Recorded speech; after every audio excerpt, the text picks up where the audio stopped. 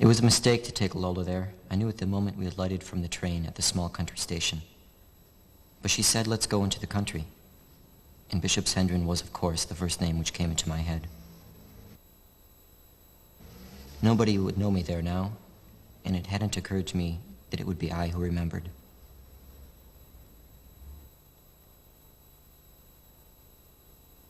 It's a bit grim here. I don't believe this was here in my day. Your day? Didn't I tell you I was born here? You must get quite a kick out of bringing me here. I suppose you used to think of nights like this when you were a boy. Yeah.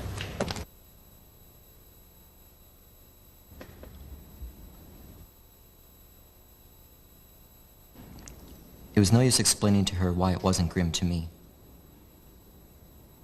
It was like listening to music all that walk.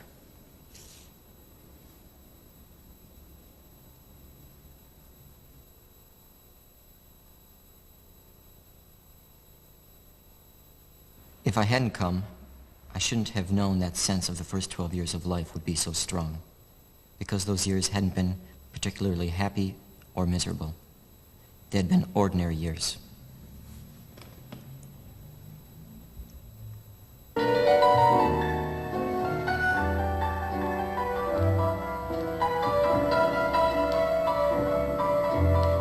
I said to Lola, it's a good inn, and there'll be nothing here, you'll see, to keep us up. We'll have dinner and drinks and go to bed. But the worst of it was that I couldn't help wishing that I were alone. I hadn't been back all these years. I hadn't realized how well I remembered the place. Things I'd quite forgotten were coming back with an effect of pathos and nostalgia. I could have been very happy that night in a melancholy, autumnal way, wandering about the little town, picking up clues to that time of life when, however miserable we are, we have expectations. It wouldn't be the same if I came back again, for then there would be the memories of Lola, and Lola meant just nothing at all. We had several drinks at the bar, but there was half an hour before they would agree to serve us dinner.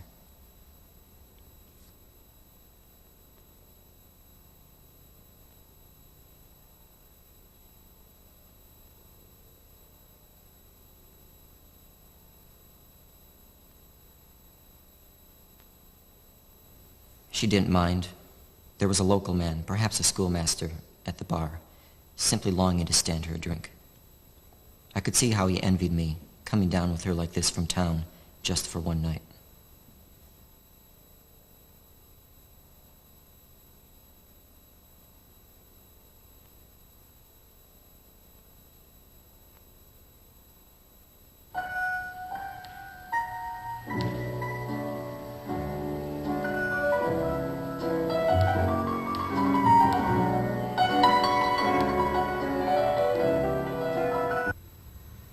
One wasn't able to express much, I thought, in those days. But because the expression was inadequate, it didn't mean that the pain was shallower than what one sometimes suffered now. There's something about innocence one is never quite resigned to lose. Then the best I could think of was to write some passionate message and slip it into a hole.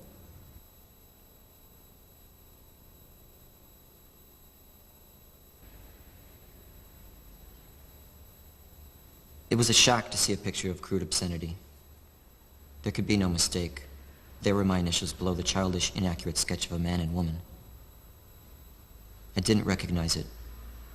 It might have been drawn by a dirty-minded stranger on a lavatory wall.